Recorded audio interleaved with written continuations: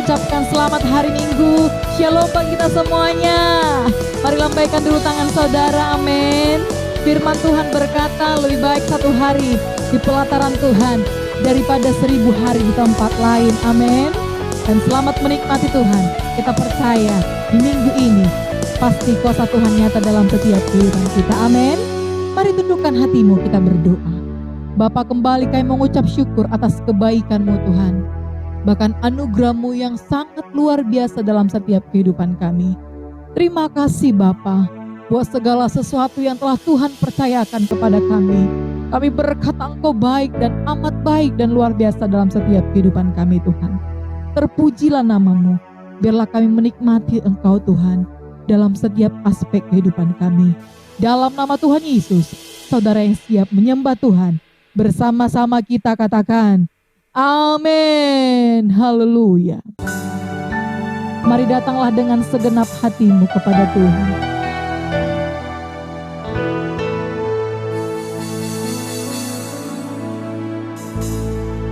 Terima kasih Tuhan. Saat ku menyembah-Mu, Roh-Mu bekerja. Saat ku memuji-Mu, Kau bertata di atas pujian. Mari katakan kepada Tuhan. Saat ku menyembah-Mu, Roh-Mu bekerja. Saat ku memuji-Mu, Kau bertata di atas pujian. Ku angkat hatiku, ku pandang kekudusan-Mu. Saat ku sembah, ku puji-Mu, ku rasakan kehadirat-Mu Tuhan. Mari rasakan hadirat Tuhan. Saat ku menyembah-Mu, Roh-Mu bekerja. Saat ku memuji-Mu, Kau bertata di atas pujian. Ku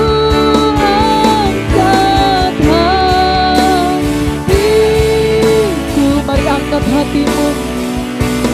Ku pandang kekudusan-Mu. Saat ku sembah, ku puji-Mu, ku rasakan kehadirat-Mu Tuhan. Ku angkat hati kami Tuhan. Mari angkat suaramu.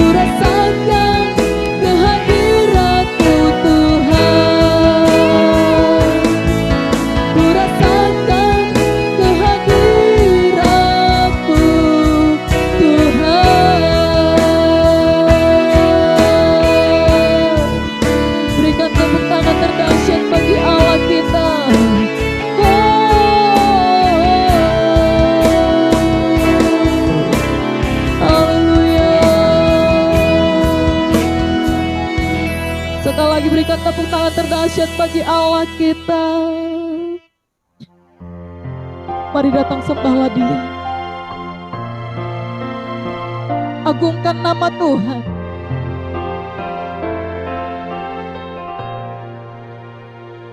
Rasakan hadirat Tuhan mengalir dalam setiap kehidupan kita.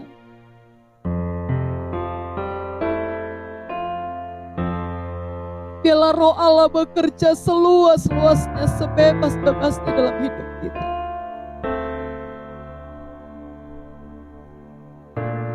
Kami datang Tuhan.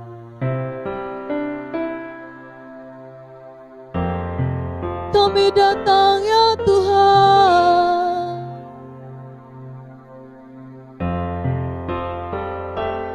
Kami sujud di altar-Mu. Mari bawa sembah-Mu. Tinggikan nama Tuhan.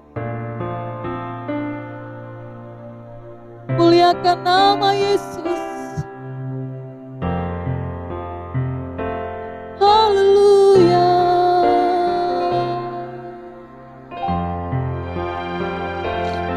Terima kasih Tuhan. Oh ya takkan aralaba ya laba ya laba. Rasakan kasih Tuhan mengalir dalam hidupmu. Terpuji Kau Tuhan. Terpujilah Kau Yesus.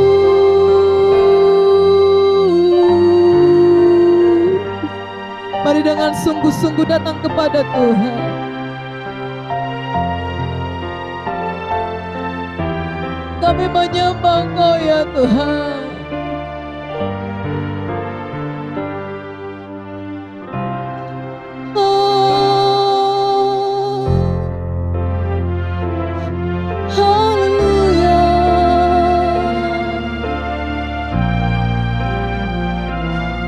Terpuji Kau Tuhan.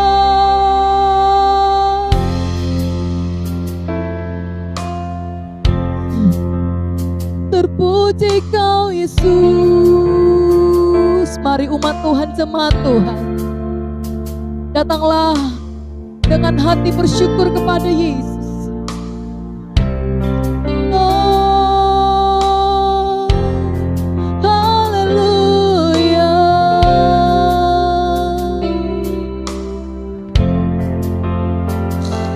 Terima kasih Tuhan. Penuhi kami dengan kuasa-Mu Tuhan. Penuhi kami dengan kasih-Mu Bapa. Bawa kami tenggelam dalam hadirat-Mu. Oh, kami rindu mendengar suara-Mu Tuhan. Mari jemaat Tuhan, mari kita bangkit berdiri bersama-sama.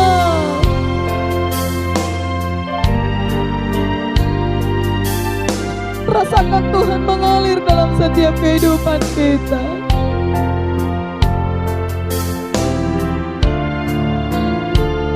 Terima kasih Tuhan. Roh Kudus,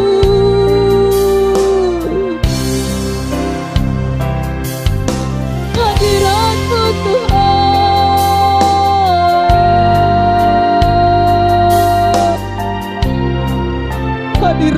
Hadirat-Mu penuhi kami. Kami mau menyembah Kau Tuhan.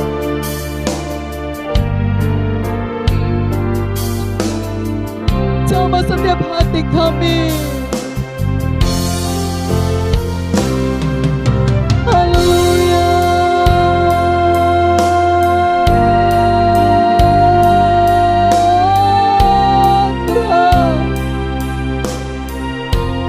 Kami bersyukur punya Bapa seperti Engkau Tuhan. Kami bersyukur punya Allah seperti Engkau Yesus.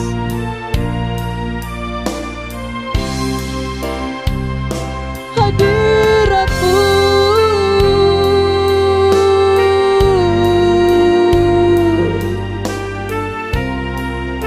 kami bersyukur Tuhan.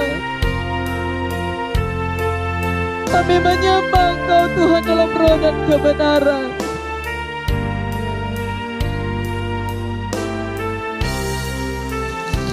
Biarlah kami diam dalam hadirat-Mu. Terima kasih Tuhan. Biarlah kami diam dalam hadirat-Mu, bersukacita dalam hadirat-Mu Tuhan. Kami percaya kuasa-Mu hadir dalam setiap kehidupan kami.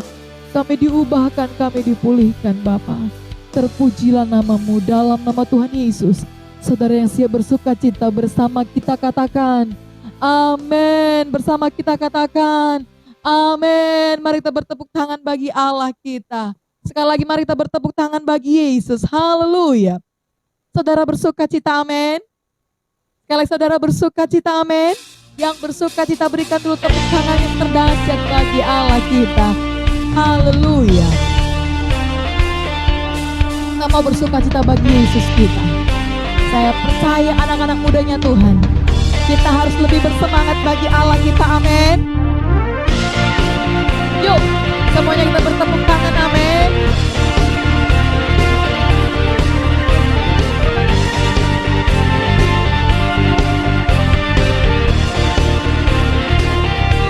Kami datang Tuhan, kami datang bawa pujian, bersama memuji-Mu Tuhan.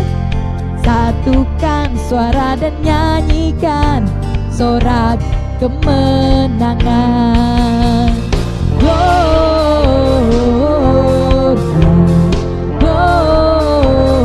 Gloria, besar Tuhan, ditinggikan di atas jalannya.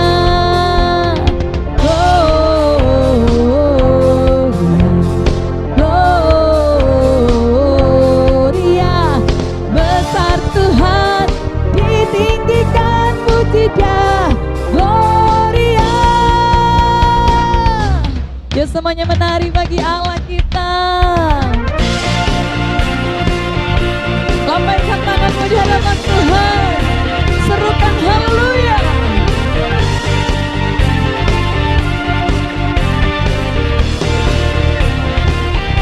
Kami datang Tuhan, haleluya. Datang bawa pujian, bersama memuji-Mu Tuhan.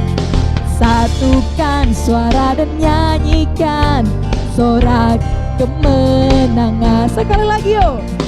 Kami datang bawa pujian, bersama memuji-Mu Tuhan. Satukan suara dan nyanyikan sorak kemenangan. Lambaikan tanganmu.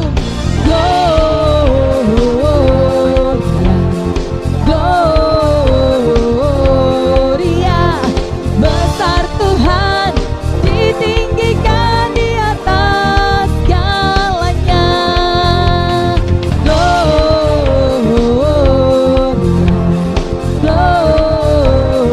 Gloria, besar Tuhan, ditinggikan, puji Dia. Gloria. Anak-anak mudanya Tuhan bertepuk tangan di hadapan Tuhan. Amin. GBI Icon City memuji Tuhan. Amin. Haleluya. Bersama katakan, we give You glory, we give You honor, we give You praise for all that You are. We give You glory, we give You honor, we give You praise. Gloria, we give You glory, we give You honor, we give You praise for all that You are. We give You glory, we give You honor, we give You praise. We give You glory, we give You honor, we give You praise for all that You are. We give You glory, we give You honor, we give You praise.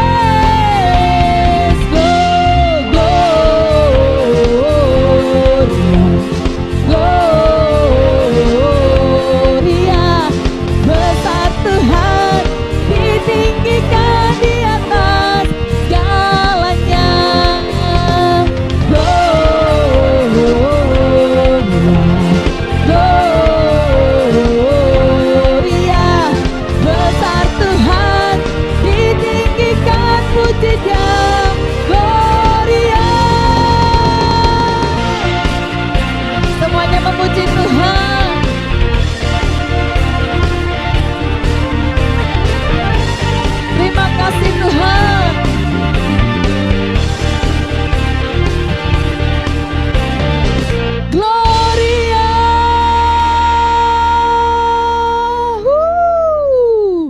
Haleluya.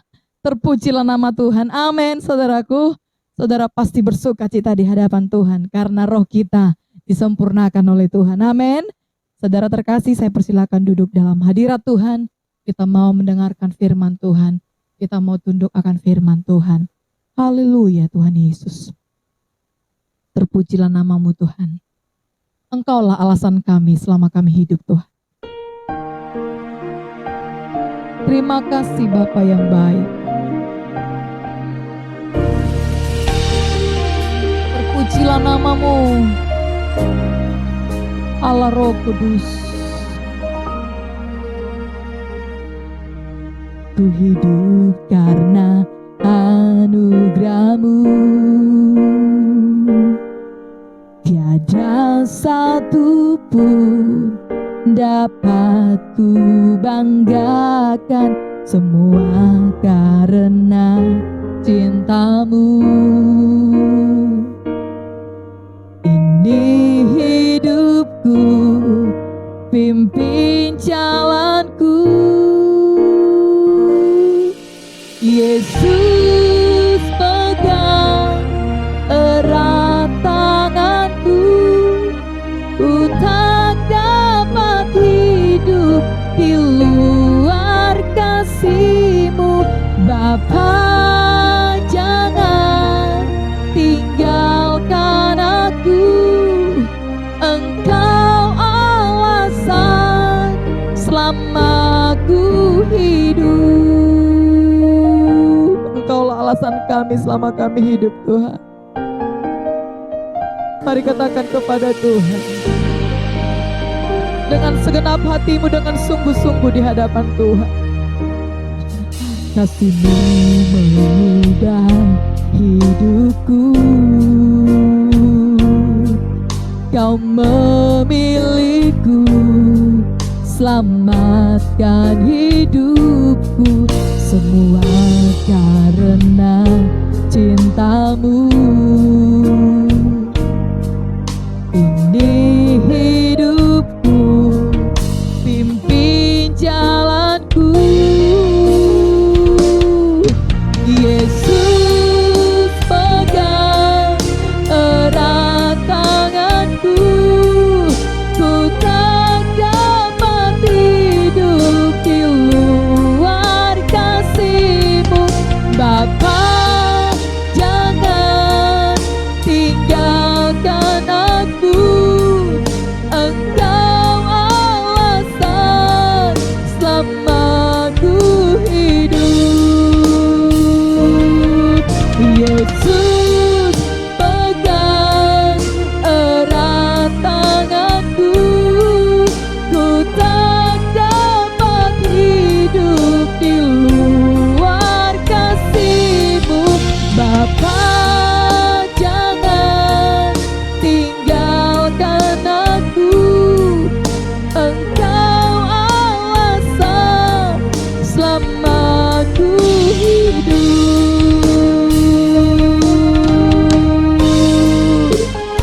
Engkau alasan kami selama kami hidup Tuhan.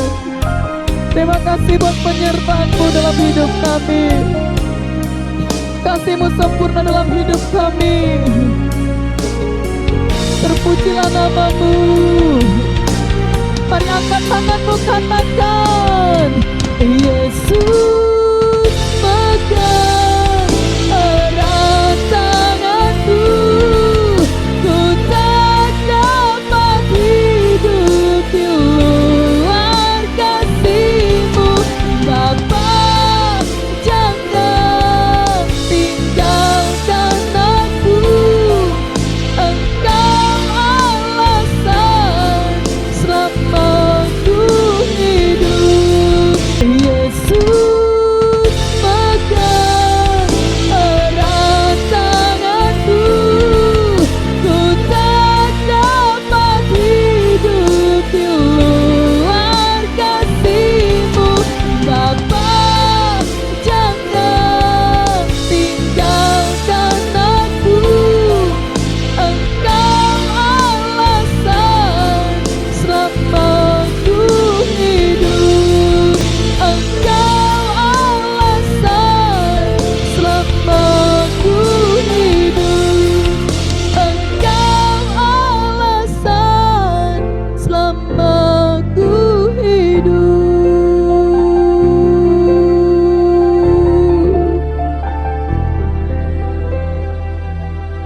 syukur kami hanya kepada Tuhan.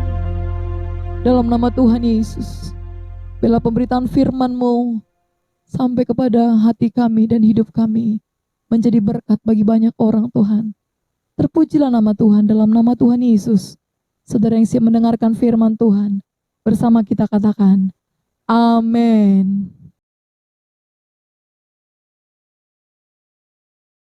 Mari kita membuka Alkitab kita bersama-sama dalam Ibrani pasal yang ke-12, ayat yang pertama sampai ayat yang kedua. Kita membaca secara bersama-sama, 2, 3, ya. Karena kita mempunyai banyak saksi bagaikan awan yang mengelilingi kita, marilah kita menanggalkan semua beban dan dosa yang begitu merintangi kita, dan berlomba dengan tekun dalam perlombaan yang diwajibkan bagi kita. Marilah kita melakukan dengan mata yang tertuju kepada Yesus, yang memimpin kita dalam iman, dan yang membawa iman kita itu kepada kesempurnaan, yang dengan mengabaikan kehinaan, tekun memikul salib ganti sukacita yang disediakan bagi Dia, yang sekarang duduk di sebelah kanan tahta Allah. Yang mengerti katakan amin. Saudara, kita bicara hari ini tekun dalam perlombaan yang diwajibkan. Berbicara tentang perlombaan tidak terlepas dari pertarungan dan perjuangan yang harus dilakukan dengan mengerahkan semua kemampuan dan kekuatan sampai mencapai garis finish atau sampai menyelesaikan pertandingan ataupun perlombaan itu dengan baik. Dan saya yakin dan percaya setiap orang yang ikut dalam namanya perlombaan ataupun pertandingan, yang ada dalam pikirannya cuma satu. Bagaimana supaya dia bisa memenangkan perlombaan, memenangkan pertandingan, ataupun juga menyelesaikan pertandingan dengan baik.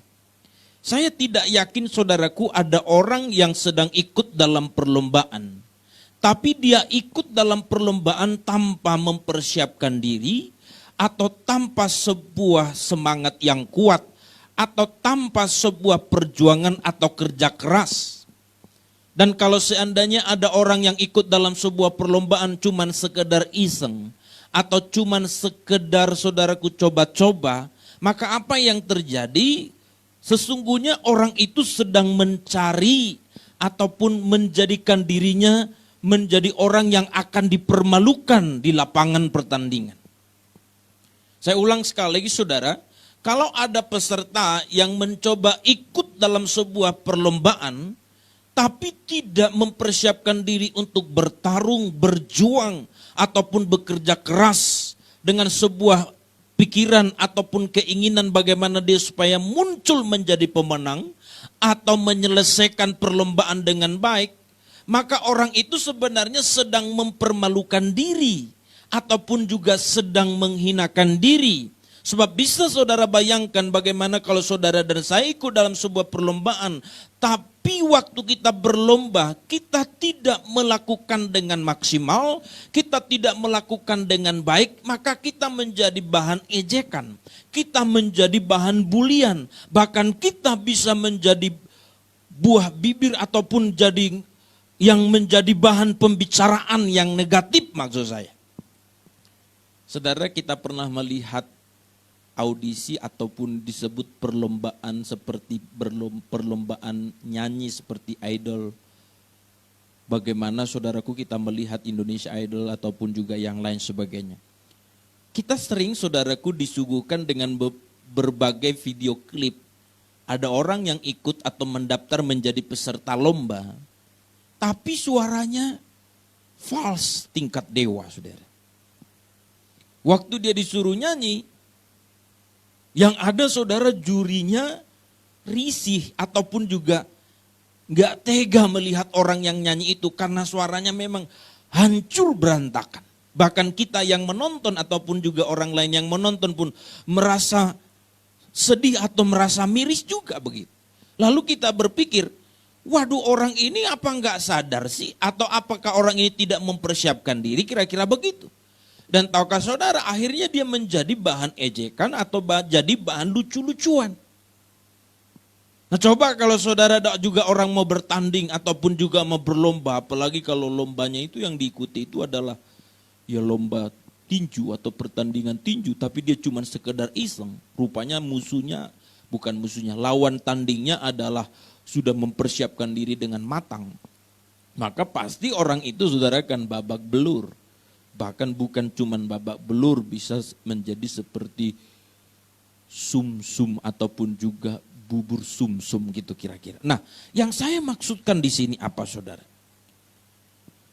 Kalau namanya perlombaan itu, maka sekali lagi saya ulang saudara, namanya perlombaan yang tidak bisa dihindari adalah bahwa kita harus masuk dalam sebuah perjuangan, masuk dalam sebuah pertarungan yang harus mengerahkan seluruh kekuatan kita, seluruh kemampuan kita, bahkan seluruh apa yang bisa kita lakukan. Kalau saya sedikit saudaraku yang dikasih oleh Tuhan, mungkin membawa kita kepada perlombaan-perlombaan tingkat RT. Biasanya ini kalau hari-hari nasional ataupun seperti kalau di Indonesia hari 17 Agustus atau hari kemerdekaan, maka ada perlombaan tingkat RT.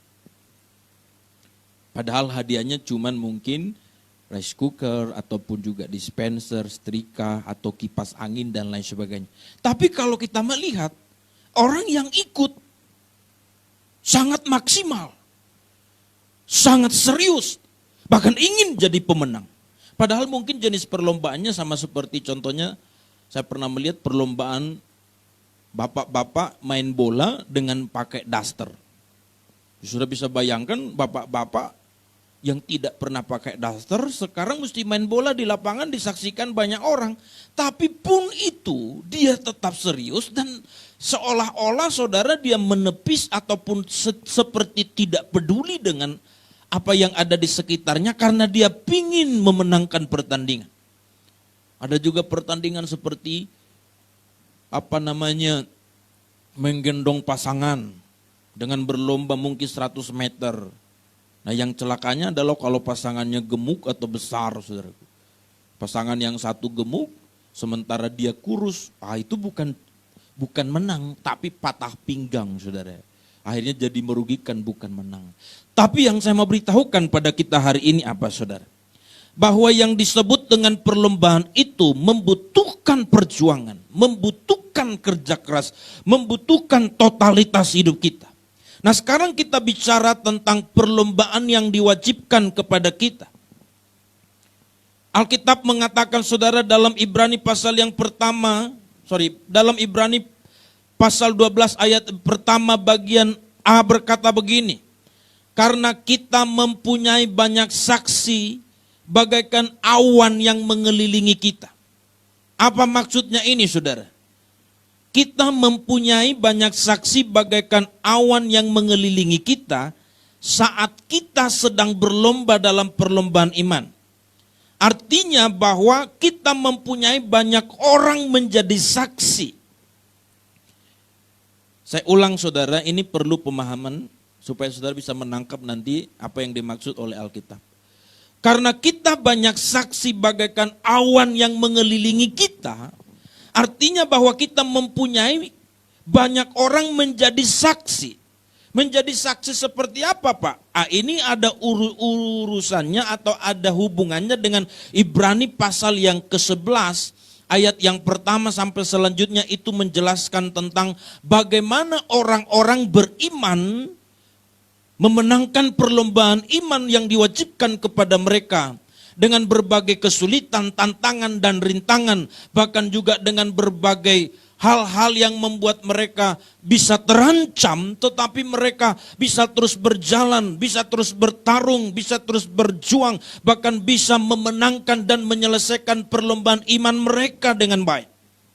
Kalau saudara nanti baca dalam Ibrani pasal 11 itu, bagaimana di sana disebut Henok, bagaimana Nuh, bagaimana Abraham, bagaimana Ishak, bagaimana nabi-nabi yang lain, bahkan juga ada ayat Alkitab mengatakan di situ, mana lagi yang mau kusampaikan, artinya sangat begitu banyak orang-orang yang telah menyelesaikan perlombaan yang diwajibkan kepada mereka dan mereka menuntaskannya dengan baik. Maka ketika mereka menuntaskan dengan baik setiap perlombaan iman mereka, ini yang dimaksud pada ayat yang pertama ini, maka mereka menjadi saksi bagi kita bahwa ada orang yang sudah pernah berjuang seperti perjuangan yang akan kita lakukan itu. Oleh karena itu kitab Ibrani mau mengatakan kepada kita bahwa ketika mereka sudah menyelesaikan, mereka menjadi bukti, mereka menjadi saksi, mereka menjadi contoh bahwa banyak orang menjadi saksi bagaikan awan yang mengelilingi kita yang telah menyelesaikan pertandingannya dengan baik. Maka itu yang dimaksud kitab Ibrani. Kalau begitu banyak orang yang sudah menyelesaikan pertandingan iman dengan baik. Kalau mereka bisa, pasti kita juga bisa. Kalau mereka mampu, pasti juga kita mampu. Dalam kata lain saudara, kitab Ibrani mau menjelaskan, engkau tidak boleh kecut. Engkau tidak boleh merasa aku mana mungkin aku bisa memenangkan perlombaan imanku. Mana mungkin aku bisa menyelesaikan perjalanan imanku dengan baik. Mana mungkin aku bisa hidup sesuai dengan kehendak Tuhan. Kalau itu mungkin yang ada dalam pikiranmu hari ini, maka kitab Ibrani mengatakan bahwa banyak saksi. Kita mempunyai banyak saksi. Bagaikan awan yang mengelilingi, artinya sudah banyak orang yang bertarung sebelum kita dan menyelesaikannya dengan baik. Yang ngerti katakan amin. Sama seperti kita saudara, kitab Ibrani ingin mendorong kita, ingin menginspirasi kita, ingin menggerakkan kita untuk masuk dalam perlombaan iman. Sama seperti seorang atlet ataupun para atlet ataupun juga mungkin penyanyi, saya sering melihat bahkan orang-orang yang serius bergelut dalam dunia nyanyi contohnya. Pasti dia punya orang yang menginspirasi dia. Jadi begini maksudnya saudara. Kan juri pernah berkata begini, waktu dia suaranya bagus, lalu dia begitu serius total dalam bernyanyi, juri sering bertanya gini, wow suaramu bagus. Lalu dia bertanya, kira-kira siapa artis idolamu? Atau siapa penyanyi yang menginspirasimu? Maka dia akan menyebut satu nama. Katakanlah contohnya, siapa yang menginspirasimu atau siapa idolamu? Aku punya inspirasi dari Judika contohnya. Kenapa Judika dijadikan menjadi inspirasinya? Karena Judika mungkin punya perjuangan, pertarungan yang sama seperti dia. Dari orang biasa, tidak ternama, bukan orang kaya, penyanyi jalanan, ya tidak diperhitungkan sebelumnya, nggak ada orang mengenal sebelumnya, tapi dengan kerja keras, perjuangan dengan segala hasrat yang tidak pernah menyerah, akhirnya membuat dia masuk dalam sebuah puncak kesuksesan. Makanya dia bisa dijadikan menjadi saksi atas perjuangan yang sepertinya tidak mungkin, tetapi sudah ada orang yang melewatinya, maka dia bisa disebut menjadi saksi nyata. Sampai di sini mengerti, amin? Dia menjadi saksi nyata. Jadi kalau seandainya ada orang berkata, mana mungkin aku bisa jadi penyanyi terkenal. Suaraku sih lumayan, tapi aku kan orang miskin, aku kan anak jalanan, aku kan ya jelek gitu. Maka seperti itu yang dimaksud Ibrani ini. Banyak saksi mengelilingi kita. Jadi tinggal kita bilang, kamu salah. Sudah banyak orang yang membuktikan seperti apa yang kau alami hari ini yang tidak mungkin bisa menjadi mungkin. Maka bisa dideretkan beberapa nama kepada kita. Maka ketika itu bisa kita terima, itu yang mendorong kita untuk masuk dalam perlombaan itu. Yang ngerti katakan amin. Jadi ibaratnya saya kasih contoh lagi supaya saudara bisa mengerti apa yang saya maksud. Ada orang yang mungkin jualan obat kecantikan gitu. Karena rata-rata yang dengar hari ini kebanyakan wanita. Ada jual obat kecantikan lalu ditawarkan pada saudara. Lalu ketika ditawarkan pada saudara, saudara berkata begini, aku gak mungkin lah aku bisa cantik. Sebab aku aja wajahku jelek, jerawatku aja jerawat batu, bahkan sampai jerawat bangku tempel saking padatnya gitu. Gak mungkin aku bisa jadi cantik.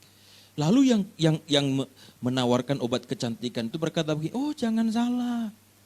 Biar kamu tahu, sudah ribuan orang yang punya wajah lebih jelek dari kamu, tapi sekarang mereka wajahnya sudah menjadi cantik setelah ikut menggunakan obat kecantikan itu. Maka mungkin dibuka satu buku atau mungkin satu majalah, terus dia tunjukin, inilah dulu wajahnya begini jelek, sekarang sudah cantik. Sampai beberapa orang atau mungkin sampai ratusan bahkan ribuan orang. Dan yang paling meyakinkan mungkin begini, biar kamu tahu wajah saya ini dulu tidak seperti ini, tapi wajah saya ini dulu, waduh lebih parah dari wajahmu. Nah, artinya sudah banyak orang yang menyaksikan, yang mengalami, yang membuktikan bahwa dulu wajahnya lebih jelek dari wajahmu, sekarang sudah menjadi cantik.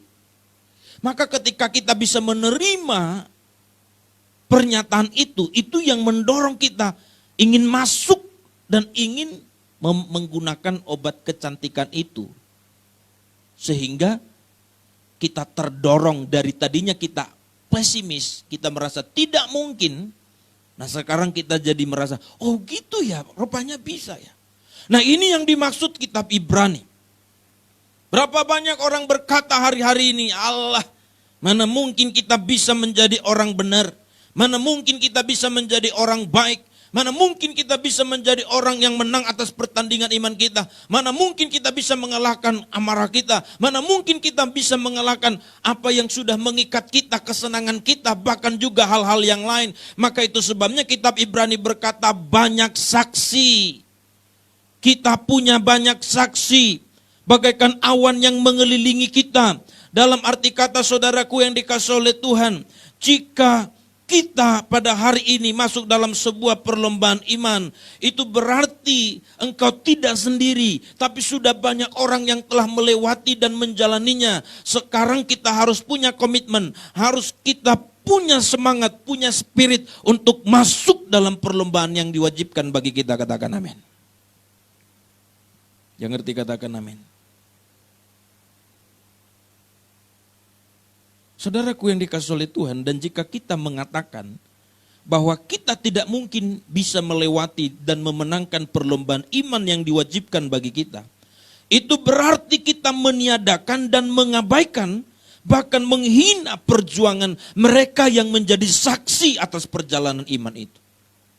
Bagaimana Abraham, bagaimana Nuh, bagaimana saudaraku Ayub, bagaimana juga saksi-saksi iman yang lain yang dicatat dalam Alkitab. Kalau kita mengatakan tidak mungkin, berarti kita mengabaikan bahkan juga menghina apa yang sudah mereka perjuangkan dalam kehidupan mereka. Hari ini bagian kita. Kita bukan cuma sekedar Kristen, ikut ibadah, terdaftar dalam sebuah gereja, tapi kita sedang masuk dalam arena perlombaan. Dan kita harus mencapai finishing well, sampai kita menjadi pribadi yang disukai oleh Allah Bapa, yang berkenan kepada Allah. Catat itu dalam hatimu. Katakan amin. Saya mengerti tidak mudah itu bagi kita. Tantangannya bukan cuma dari luar diri kita, tapi dalam diri kita. Itu sebabnya dilanjutkan pada kalimat selanjutnya, marilah kita menanggalkan semua beban dosa yang begitu merintangi kita. Jadi dalam arti kata, ketika sekarang hatimu sudah mengerti posisimu, bahwa engkau dan saya sedang berada dalam arena perlombaan iman. Waktu kita sudah masuk dalam perlombaan iman itu, ada hal yang harus kita lakukan, menanggalkan beban. Semua beban, bahkan dosa yang begitu merintangi. Dalam sebuah perlombaan, peserta wajib melepaskan apapun yang bisa menyulitkan ataupun mengganggu perlombaannya dengan baik. Saudara pasti tahu, setiap peserta dalam perlombaan, hampir semua perlombaan, maka apapun yang menghalanginya, mulai dari hal besar sampai hal kecil, Mereka harus melepaskan, sebab tidak boleh ada sesuatu yang mengganggu sehingga mereka tidak maksimal dan tidak bisa berlomba dengan baik. Sudah bisa bayangkan kalau seorang perenang, dia pakai pelampung, atau pakai itu pelampung yang seperti mainan anak-anak yang gambarnya gambar bebek itu, warna kuning. Kan lucu saudaraku, nggak mungkin. Tapi seorang perenang, dia mesti memakai baju renang yang nyaris saudara menyatu dengan kulitnya. Kenapa harus begitu? Supaya tidak ada sesuatu yang menghalangi dia untuk bisa berenang begitu cepat. Nggak bisa dia pakai jaket. Atau seperti seorang pemain bola, saudara, kalau orang main bola lalu pakai helm.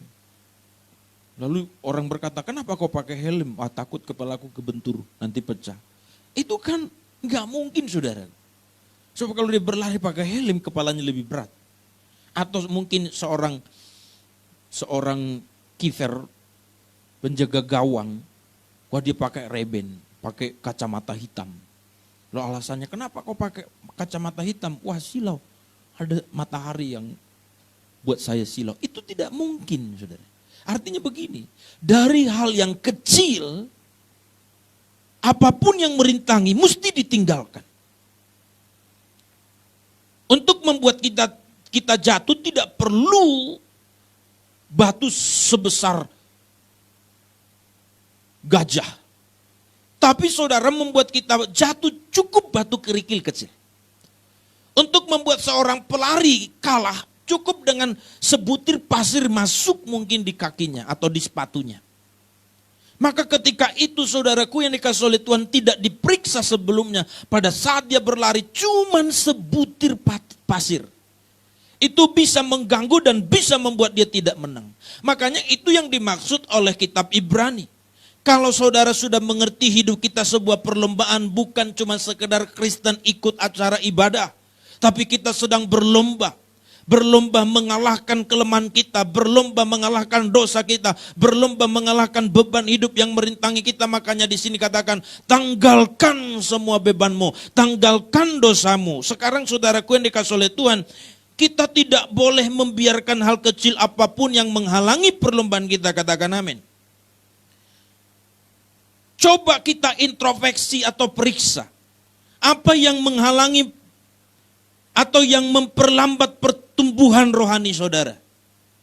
Mungkin karena saudara malas baca Alkitab, malas berdoa, malas beribadah. Sebab kita mungkin lebih tertarik kepada apa yang tidak ada hubungannya dengan hal rohani. Kita lebih tertarik dengan TikTok. Kita lebih tertarik saudaraku yang dikasih oleh Tuhan dengan sinetron, medsos, video call sama pacar bisa berjam-jam sampai baterai habis. Itu pun di charger lagi. Di charger listrik habis pakai power bank. Panas itu saudara. Maka ketika kita kehabisan waktu dan kehabisan tenaga, nggak ada waktu lagi belajar baca Alkitab dan juga doa. Maka ini yang dimaksud oleh Alkitab. Kalau itu menghalangi pertumbuhan imanmu, lepaskan, tinggalkan. Katakan amin. Saudara tidak boleh saudaraku yang dikasih oleh Tuhan memaklumi dirimu dalam kondisi sekarang. COVID-19 menyadarkan kita betapa rapuhnya hidup kita. Kalau kita belum lagi insaf, kita masih terbuai dengan apa yang semestinya tidak perlu kita terbuai. Karena apapun yang ada dalam dunia ini, catat baik-baik, semua pasti kita tinggalkan. Pernah saya menyebut kalimat pada kita. Kerap kali kita mengejar sesuatu yang pasti kita tinggalkan dengan mati-matian, dengan kerja keras, dengan berjuang habis-habisan, mengerahkan semua kekuatan, padahal sudah pasti kita tinggalkan. Tapi hal bodoh kita lakukan adalah kita apatis, tidak peduli, cuek, bahkan merasa tidak penting kepada sesuatu, padahal itu pasti kita bawa kepada Tuhan. Betapa malunya kita kelak saudaraku yang dikasih oleh Tuhan. Ketika kita sudah menghadap Tuhan, tidak saudaraku membawa sesuatu yang memuliakan Tuhan melalui buah hidup kita. Sekarang coba introspeksi. Apa yang membuat kita tidak sungguh-sungguh ikut Tuhan? Mungkin karena pernah kecewa dengan Tuhan. Atau bergaul dengan orang-orang yang tidak takut akan Tuhan. Sekarang dengar, lepaskan dan tinggalkan itu. Apa yang menghalangi kita hidup dalam kesucian, dalam kekudusan. Mungkin pergaulanmu yang buruk, gaya pacaranmu yang rusak, atau kau terikat dengan seks di luar nikah, ataupun mungkin saudara masuk kepada dunia-dunia malam yang itu sangat mempengaruhi pikiranmu dan membuat engkau seolah-olah tidak masalah kalau saudara terus melakukan apa yang tidak berharga di mata Tuhan, atau selalu melakukan apa yang najis. Maka itu yang saya mau katakan, saudara harus melepaskan itu. Saudara harus meninggalkan itu. Anda tidak bisa bertanding. Anda tidak mungkin bertanding kalau saudara masih tetap terikat dalam hal itu. Itu sebabnya ada orang datang ke gereja tapi terikat dengan free sex. Terikat dengan seks bebas dengan pacarnya. Maka ini tidak mungkin bisa bertanding. Ini pasti akan terkapar, ini pasti akan jatuh. Sama seperti seseorang mungkin kalau ikut berlomba, lalu saudara dia membawa beban, membawa tas ransel, lalu juga membawa benda-benda yang lain. Sudah bisa kita bayangkan orang ini pasti kelelahan, pasti akan jatuh dan tidak mampu. Tapi siapa saudara yang memaksa kita untuk membawa beban itu? Tidak ada yang memaksa kita membawa beban itu. Banyak orang berkata sebenarnya Pak Pendeta, aku mau seriusnya sama Tuhan, tapi masalah keluargaku lah, masalah adik-adikku lah, masalah pekerjaanku dan lain sebagainya. Padahal Alkitab mengatakan kepada kita, saudaraku yang dikasihi oleh Tuhan, serahkanlah segala kekhawatiranmu kepada Tuhan, sebab Tuhan yang memelihara kehidupan kita. Dalam arti kata saudara, tidak boleh alasan kita masalah keluarga kah, masalah pekerjaan kah, atau masalah pacar, atau masalah apapun, kalau itu membuat saudara tidak bertumbuh, tidak maju dalam perlombaan iman, harus engkau tinggalkan, harus engkau lepaskan. Katakan amin. Apa yang kusebut hari ini adalah sesuatu yang bernilai bagi hidupmu, bukan untuk hidup yang sekarang saja, tapi hidup yang akan datang. Saya mengerti sebagian dan saudara, hatimu begitu digugah oleh Tuhan, bukan saya yang menggugah Tuhan. Tapi mungkin di antara saudara ada hanya sekedar yang tidak menaruh hati akan kebenaran ini. Maka Alkitab sangat jelas mengatakan, kalau kita banyak saksi bagaikan awan yang mengelilingi, lalu kita masuk dalam sebuah perlombaan iman, mereka telah memenangkan perlombaan iman maksud saya. Maka kita juga sekarang yang harus berlomba dalam perlombaan yang diwajibkan bagi kita. Tetapi kita harus melepaskan beban dan juga dosa yang begitu merintangi. Apa yang menghalangi engkau untuk tidak mengampuni? Mungkin engkau keras hati, dendam. Maka lepaskan dan tinggalkan itu. Kita harus memeriksanya dan harus menanggalkannya agar kita bisa berubah, bisa bertumbuh, bisa berlomba dan memenangkan perlombaan yang diwajibkan bagi kita. Berikan tepuk tangan yang terbaik bagi Allah kita. Saudaraku yang dikasihi oleh Tuhan, memang harus diakui bahwa setiap perlombaan sekalipun telah menanggalkan apapun yang menjadi beban yang menghalangi, namun tidak tertutup kemungkinan seseorang bisa jatuh dan merasa lelah. Saya ulang saudara. Seseorang yang ikut dalam sebuah perlombaan, walaupun dia sudah mengikuti standar perlombaan, tidak ada beban yang merintangi perjalanannya. Katakanlah seperti lari maraton. Dia sudah benar-benar menggunakan kostum seorang pelari, tidak ada beban apa-apa. Tapi tidak tertutup kemungkinan orang ini juga bisa jatuh. Dan orang ini juga bisa kelelahan. Demikian juga dalam perjalanan perlombaan iman kita, Bapak Ibu Saudara. Mungkin kita sudah serius ikut berlomba.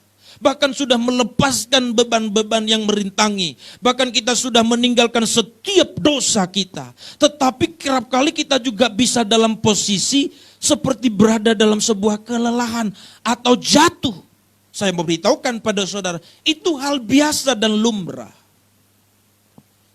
Seseorang yang jatuh dalam perlombaan atau merasa lelah, itu lumrah dan biasa. Bahkan saudara, orang-orang yang kita sebut menjadi saksi pun seperti Abraham, Daud, Nuh, dan lain sebagainya saudaraku. Mereka disebut menjadi saksi yang membuktikan bahwa mereka menang atas pertarungan perlombaan iman yang diwajibkan kepada mereka. Mereka pun tidak luput dari sebuah kelemahan, dari sebuah kesalahan. Bahkan di beberapa di antara mereka pernah jatuh. Jadi saya mau beritahukan pada saudara, kalau kita pun mungkin pada kondisi hari ini merasa lemah, atau seperti merasa lelah, ataupun mungkin kita jatuh. Saudaraku yang dikasih oleh Tuhan, tangkap apa yang saya sampaikan, itu biasa, itu lumrah. Justru yang tidak biasa kalau orang tidak pernah lemah, atau tidak pernah jatuh, atau tidak pernah lelah. Itu yang luar biasa. Tapi begini, Anda mungkin berkata pada saya, Pak, kalau begitu orang-orang yang menjadi saksi, yang pernah membuktikan mereka menang dalam perlombaan iman, toh juga pernah jatuh dan mereka pernah lelah. Kenapa mereka menjadi contoh bagi kita? Kenapa mereka menjadi saksi? Nah, ini perbedaannya saudara. Orang-orang itu pernah jatuh, tetapi mereka tidak jatuh tergeletak. Yang membedakan mereka dengan orang lain adalah ketika mereka jatuh, bangkit lagi. Ketika mereka lemah, bangkit lagi. Ketika mereka mungkin saudara mulai menyerah, bangkit lagi. Makanya itu sebabnya saudara yang dikasih oleh Tuhan, yang membedakan mereka dengan orang lain adalah ketika mereka jatuh pernah lemah, tapi mereka bangkit kembali dengan kekuatan yang baru daripada Tuhan. Berikan tepuk tangan yang terbaik bagi Allah kita. Itu sebabnya Amsal pernah berkata kepada kita dalam Amsal pasal 24 ayat yang ke-16 mengatakan begini. Sebab 7 kali orang benar jatuh. Lihat, perhatikan kalimat ini. 7 kali orang benar.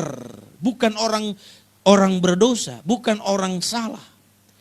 Tapi dikatakan 7 kali orang benar jatuh. Ini sebenarnya menegaskan berkali-kali bisa jatuh. Tapi catat ya, jangan direncanakan untuk jatuh. Kalau saudara merencanakan untuk jatuh, oh itu sudah sikap kurang ajar. Saudara kata gini, aku rencanakan dulu Pak, mencuri dulu aku besok, jatuh dulu sekali.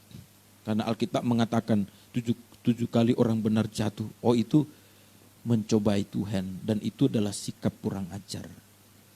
Tapi orang benar jatuh tidak diduga atau tidak direncanakan. Kita kan sering begitu saudara. Tiba-tiba mungkin ada sesuatu yang memacu amarah kita. Bisa kita tiba-tiba tanpa sadar diri meledakkan amarah kita. Sampai kita seperti lupa diri. Itu sudah jatuh. Bisa marah loh. Lalu setelah itu kita mulai sadar lagi. Tuhan kok bodoh kali laku tadi. Tuhan aku kok ngomong itu tadi Tuhan. Nggak niat loh jatuh. Nggak niat marah. Tangkap sampai sini, amin. Ini yang dimaksud Alkitab. Jadi makanya di sini saya beritahukan pada saudara. Kalau saudara mungkin sedang jatuh hari ini, dengar dengan baik, kamu tidak sendiri. Bahkan pejuang-pejuang iman pun pernah mengalaminya. Tapi yang mau kuberitahukan kepadamu adalah ketika engkau sedang jatuh hari ini, bangkit. Maka dikatakan pada ayat yang ke-16 ini dari pasal Amsal 24 ayat 16 mengatakan, sebab 7 kali orang benar jatuh, namun ia bangun kembali. Tetapi orang fasik akan roboh dalam bencana. Itu yang saya katakan tadi, yang membedakan orang-orang yang disebut menjadi tokoh-tokoh iman atau menjadi saksi yang mengelilingi kita. Yang menjadi bukti yang telah menyelesaikan perjuangan iman. Seperti perlombaan yang diwajibkan bagi kita hari ini. Mereka juga pernah jatuh tetapi mereka bangkit. Hari ini saya beritahukan pada saudara, mungkin ada di antara saudara yang jatuh begitu dalam. Engkau mungkin disingkirkan orang, engkau mungkin dibuli orang, engkau mungkin dihakimi orang, engkau mungkin divonis orang. Tapi dengar dengan baik, engkau harus bangkit kembali. Tidak peduli seberapa jauh engkau jatuh, Tidak perlu peduli seberapa jijik orang melihat engkau hari ini. Tidak peduli saudaraku yang dikasihi oleh Tuhan, mungkin tidak ada orang lagi yang bersahabat dengan engkau. Tapi hari ini saya beritahukan kepadamu, engkau tidak boleh terkungkung dalam kelemahan itu. Engkau tidak boleh terpuruk oleh intimidasi-intimidasi yang ada dalam pikiranmu, termasuk juga setan mengintimidasimu. Engkau mungkin merasa aku tidak bernilai lagi, aku tidak berarti lagi, tidak ada lagi orang yang bisa menerima aku sudah bejat, aku sudah rusak. Dengar dengan baik, Alkitab mengatakan kepada kita, saudaraku yang dikasihi oleh Tuhan, boleh jatuh atau bisa pernah jatuh, tapi yang harus kau lakukan bangkit kembali, bangkit kembali. Tuhan masih memberikan kesempatan dan kasih karunia-Nya kepadamu. Sama seperti seorang wanita penjina yang ketahuan, yang ditangkap oleh para imam-imam, bahkan juga orang-orang Yahudi pada kala itu. Lalu itu diseret dan dibawa ke depan Tuhan Yesus, di hadapan Tuhan Yesus.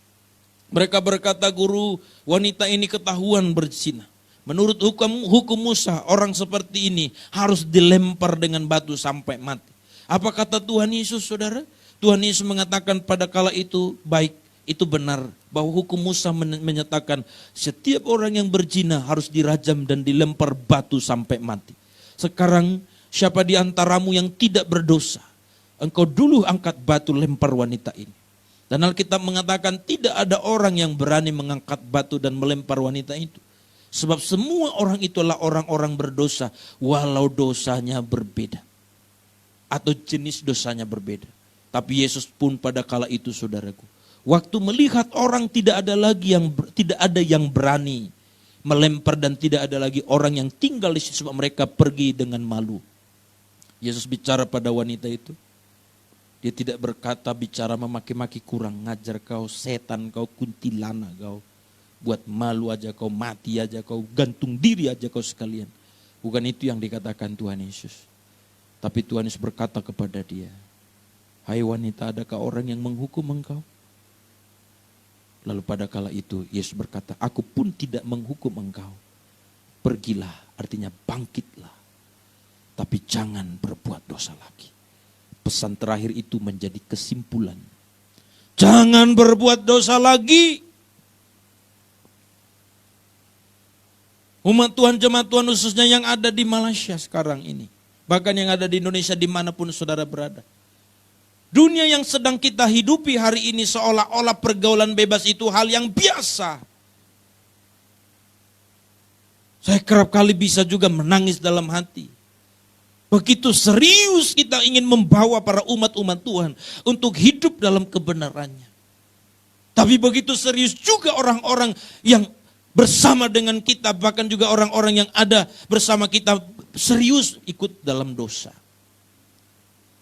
Tapi hari ini saya mau katakan pada kita, sebabnya dikatakan dan berlomba dengan tekun dalam perlombaan yang diwajibkan.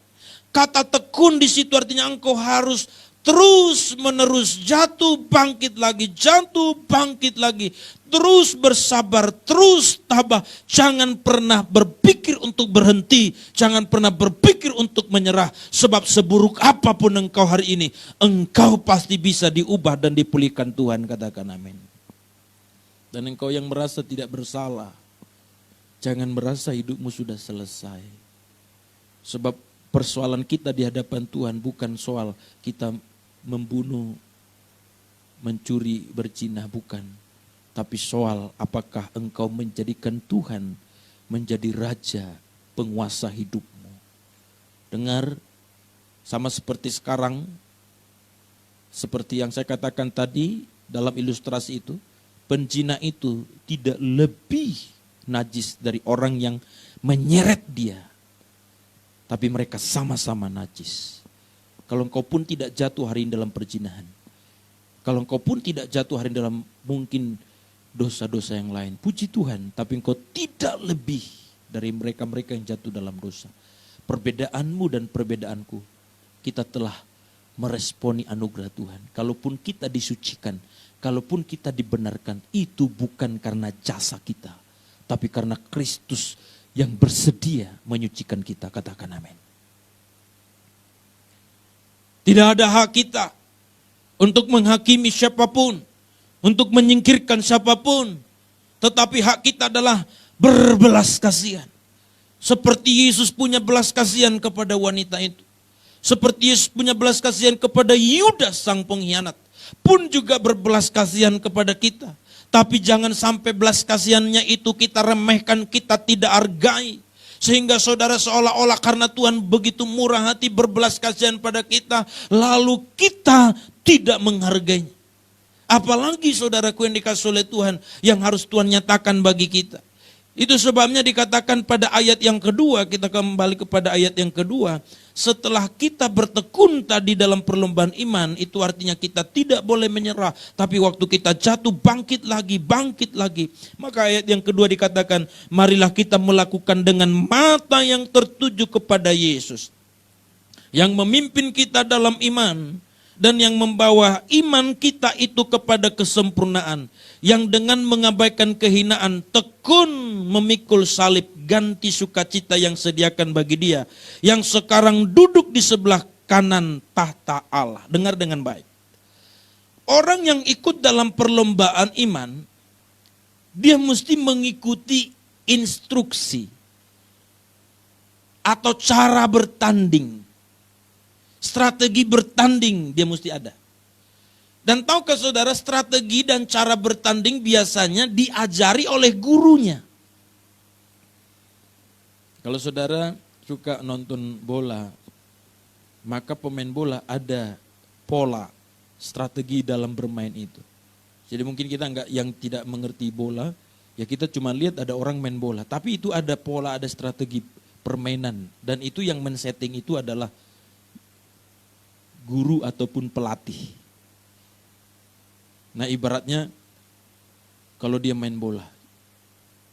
Jadi dalam arti kata saudara bahwa ada cara bertanding, pola bertanding, model bertanding itu mesti sesuai dengan instruksi jurinya. Nah begini, Yesus mengatakan melalui firman-Nya, mari kita melakukan dengan mata tertuju kepada Yesus. Artinya dalam perlombaan iman yang sedang kita lakukan hari ini, kita harus melakukannya seperti cara Tuhan melakukannya. Katakan amin.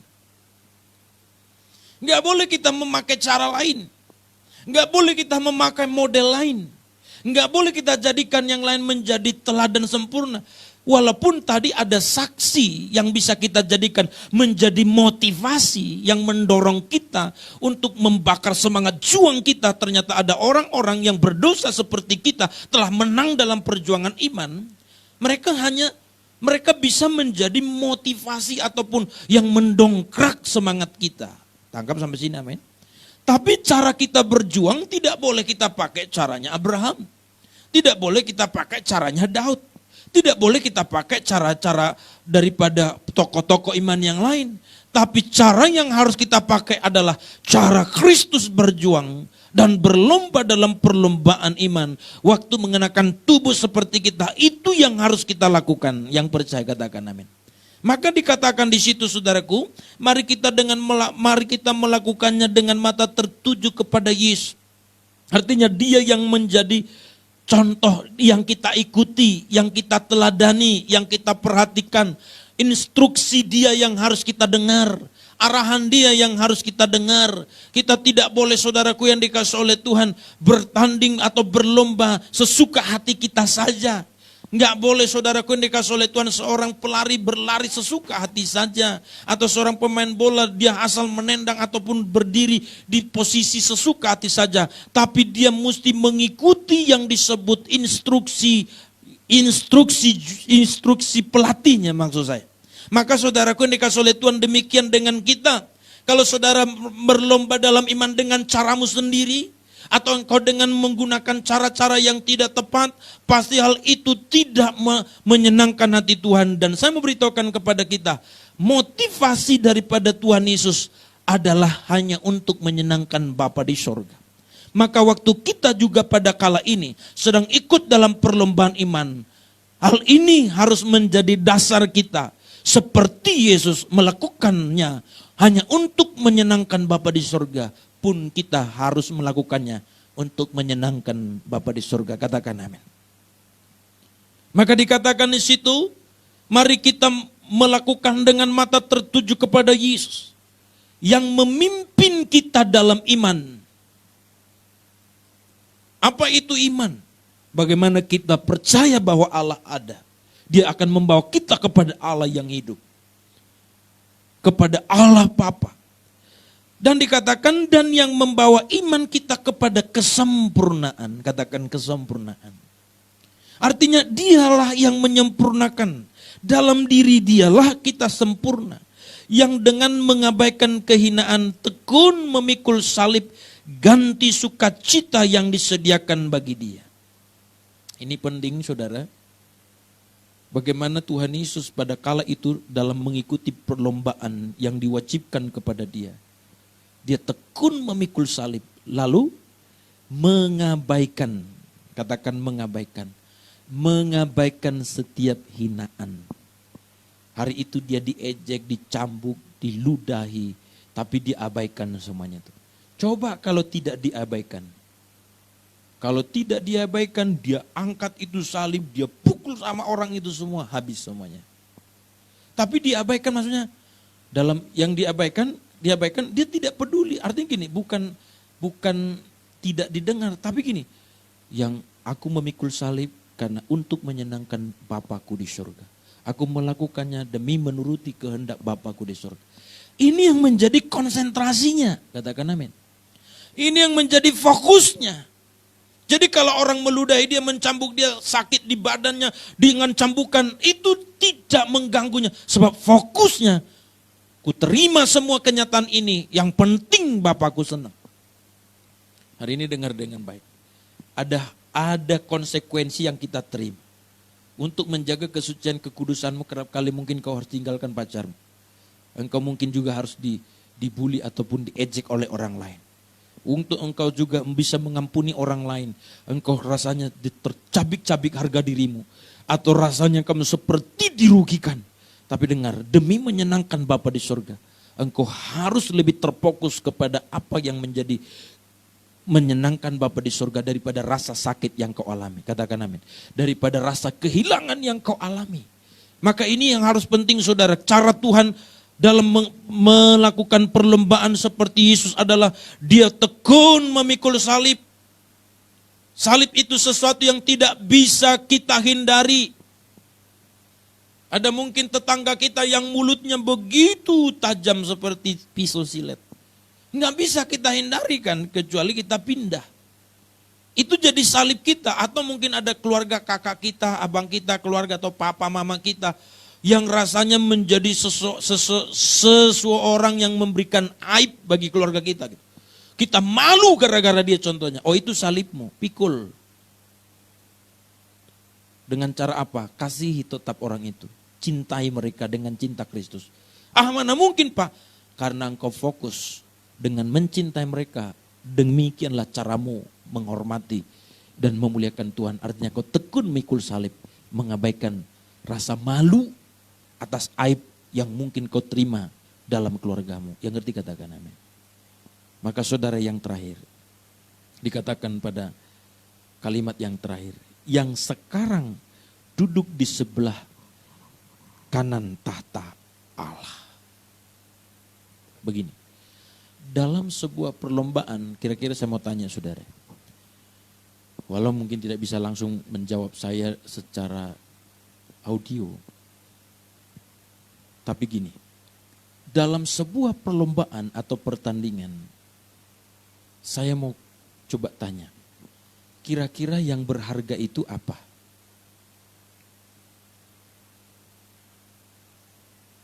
Apa kira-kira yang berharga? Apa kira-kira yang paling berharga yang kita dapatkan waktu kita berlomba dengan baik dan menjadi pemenang? Apa yang paling berharga kita dapatkan? Mungkin saudara berkata hadiah. Tapi saya katakan bukan hadiah sebenarnya yang paling berharga. Tapi yang paling berharga adalah engkau membawa nama baik atau mengharumkan nama yang kau perjuangkan. Saya kasih contoh begini. Waktu saudara seseorang bertanding dalam pertandingan nasional atau internasional. Kalau dia menang menjadi juara, maka dia membawa nama harum bangsanya. Ngerti sampai sini? Jadi saudara, waktu dia menjadi menang, maka yang terjadi apa? Dia membawa nama, artinya menjadi, saya kalau bahasa Alkitab begini, membawa kemuliaan. Bangsanya menjadi dimuliakan atau dipuja-puji. Wow, luar biasa ya. Peserta dari Indonesia contohnya. Atau peserta dari Malaysia, luar biasa. Maka itu sebabnya waktu dia menang, dia mengibarkan saudara bendera bangsanya. Artinya dengan begitu dia membawa kemuliaan bagi bangsanya. Dan bangsanya mendapatkan kemuliaan. Yang ngerti katakan, sampai sini katakan amin. Membawa nama baik atau mengharumkan nama bangsanya. Itu sebabnya ketika dia pulang ke bangsanya, dia disambut dengan luar biasa. Karena dia mampu mengharumkan nama bangsanya melalui perlombaan yang dimenangkan oleh dia. Itu yang berharga. Kalau hadiahnya mungkin cuma 500 juta atau katakan 1 miliar. Itu masih bisa diukur. Tapi saudara, ketika kita bisa memberi kebanggaan, memberi nama baik atau mengharumkan bangsa atau mengharumkan nama daerah kita, nama keluarga kita, maka itu yang tidak bisa dibeli. Nah sekarang begini saudaraku, kita berlomba dalam perlombaan iman kita bukan untuk mendapatkan hadiah, tapi untuk membawa kemuliaan bagi Allah kita.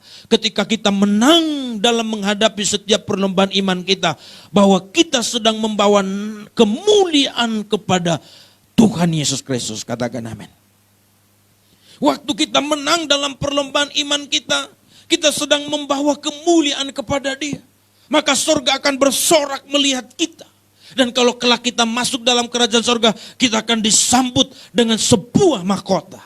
Itu sebabnya saudara, perlombaan iman hari ini bukan menaikkan harga diri kita, atau bukan supaya kita dapat hadiah surga, tapi kita sedang berjuang dan bertarung untuk mempertaruhkan sebuah kemuliaan. Bagaimana kita membawa kemuliaan bagi Allah Bapa kita. Maka itu yang terjadi kepada Yesus ketika dia memenangkan perlombaan iman mati di kayu salib, taat kepada Allah Bapa. Di sini dikatakan sekarang duduk di sebelah kanan tahta Allah Bapa.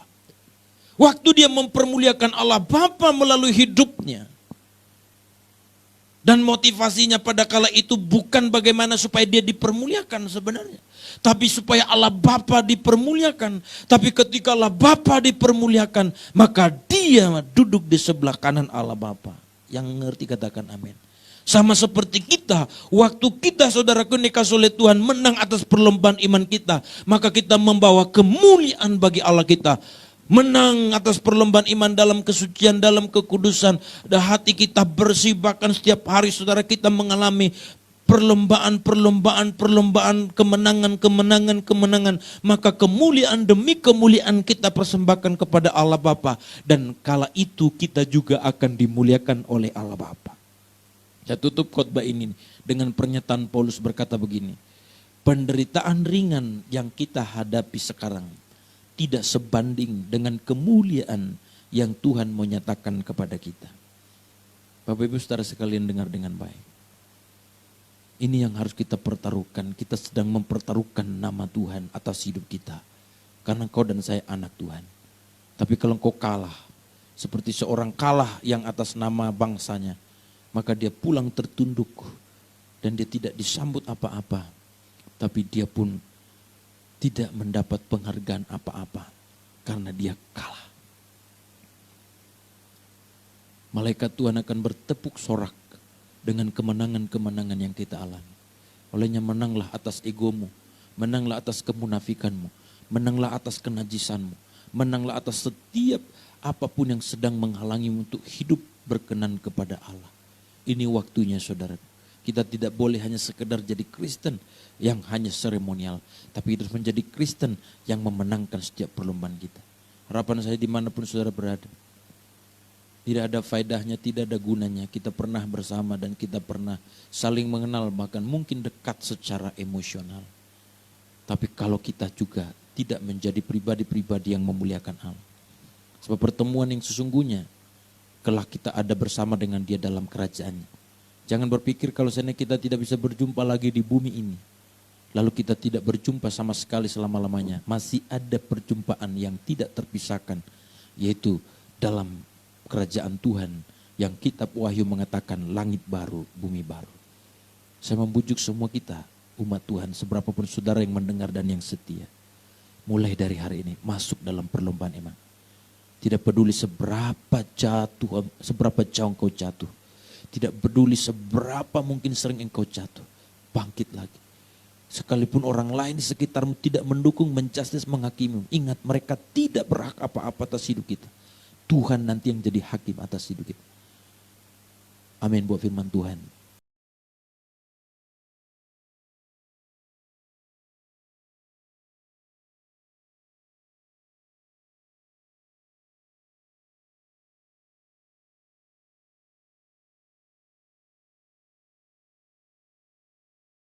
Sebentar kita akan memberikan persembahan kita yang terbaik bagi Tuhan. Nanti persembahan kita saudaraku diantar ke depan dengan tertib, dengan tetap menggunakan protokol kesehatan. Sebelum kita memberikan persembahan kita, ucapan syukur kita, persepuluhan kita, mari kita berdoa. Terima kasih Tuhan, terima kasih buat berkat-Mu, bahkan buat firman-Mu, bahkan pujian penyembahan yang kami naikkan kepadamu ya Tuhan. Biarlah Engkau yang dipermuliakan, Engkau yang ditinggikan Bapa. Sebentar kami akan memberikan persembahan kami. Biarlah persembahan kami berbau harum di hadapan-Mu. Terpujilah nama-Mu dalam nama Tuhan Yesus. Saudara yang siap memberi yang terbaik bagi Allah kita. Bersama kita katakan, amin. Persembahan dijalankan. Mari kita mendengarkan warta sepekan edisi minggu ini. Ibadah raya. Ibadah raya kita adakan setiap hari Minggu pukul 10 pagi. Dan juga saudaraku ada jadwal bahkan jam-jam yang lain. Bagi saudara yang rindu ingin bersekutu bersama dengan Tuhan setiap hari Minggunya, mari saudaraku daftarkan diri Anda kepada para pelayan Tuhan yang ada di tempat ini. Supaya saudaraku kita semuanya terdata dan tempat duduk kita disiapkan oleh para pelayan Tuhan. Sekali lagi saudaraku, ibadah raya kita adakan setiap hari Minggunya dan ada beberapa sesi saudara harus mendaftar kepada setiap para pelayan Tuhan. Menara doa atau mesbah doa kita adakan setiap hari Jumat pukul 8.30 waktu Malaysia. Sekali lagi saudaraku, menara doa atau mesbah doa kita adakan setiap hari Jumat pukul 8.30 waktu Malaysia. Mari saudaraku bergabung di dalam doa ini, kita akan live lewat Zoom. Saudaraku, bagi pelayan bahkan jemaat Tuhan, mari bergabung bersama-sama dengan kita. Warta yang berikutnya saudaraku, kami mengucapkan banyak terima kasih kepada para pelayan Tuhan, bahkan jemaat Tuhan yang sudah terbeban dan sudah memberkati pelayanan Tuhan dan sampai hari ini bisa berjalan semua karena kebaikan Tuhan. Biarlah apa yang saudara tabur, semuanya Tuhan perhitungkan. Saudara percaya amin? Haleluya. Dan juga saudaraku, kami mengucapkan selamat ulang tahun kepada jemaat Tuhan yang berulang tahun sepanjang minggu ini, karena panjang umur dan damai sejahtera akan diberikannya kepadamu. Amin saudaraku. Kami mengucapkan banyak terima kasih kepada para pelayan Tuhan, bahkan jemaat Tuhan, yang sudah mengembalikan persepuluhan, ucapan syukur, bahkan persembahan mingguan. Kita percaya saudaraku, apa yang saudara tabur di rumah Tuhan, Tuhan pasti memberkati kita. Amin. Dan bagi saudara yang belum memberikan persembahan, bahkan ucapan syukur, bahkan persepuluhan, kami tetap menantikan keterbukaan hati saudara. Dan juga saudaraku, boleh mentransfer ke nomor rekening yang telah diterterakan di layar saudara. Kami percaya Tuhan memberkati kita semuanya. Terima kasih, Tuhan Yesus memberkati. Shalom. Baik Bapak Ibu Saudara yang dikasihi oleh Tuhan, mari kita bangkit berdiri bersama-sama, kita akan terima berkat dari Tuhan. Tadakan kedua tanganmu, arahkan hati dan pikiranmu kepada Tuhan kita Yesus Kristus, terima dan bawalah berkat.